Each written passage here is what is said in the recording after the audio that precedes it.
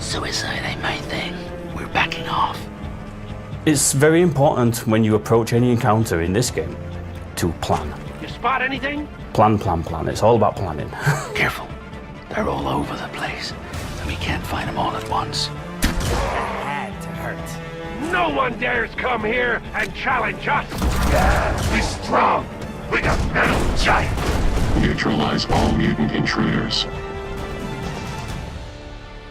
When we were prototyping the Mutant Zero video game, we wanted the game to feel very close to the experience you have when you play the pen and paper role-playing game.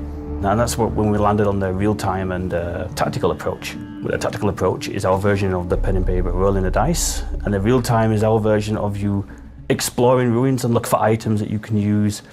Then you may come across an enemy encounter, and you'll fight some people. The air stinks like mutants. Not just any mutants, stalkers. A typical encounter is that you will approach a group of enemies, then you will usually sneak around for a bit.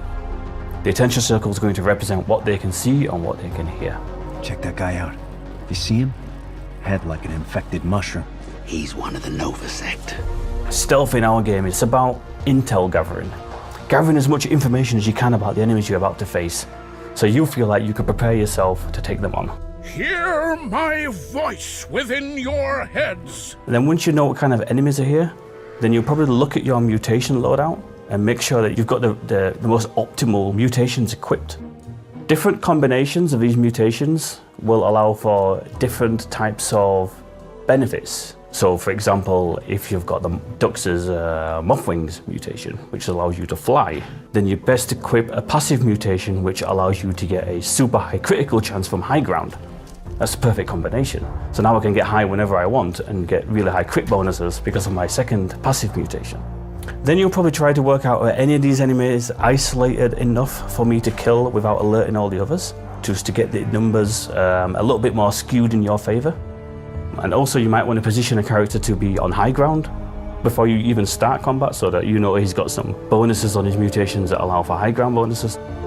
Then you'll look at the enemies that are left and go, well, I know that this particular enemy unit it can be really, really dangerous if left to run free.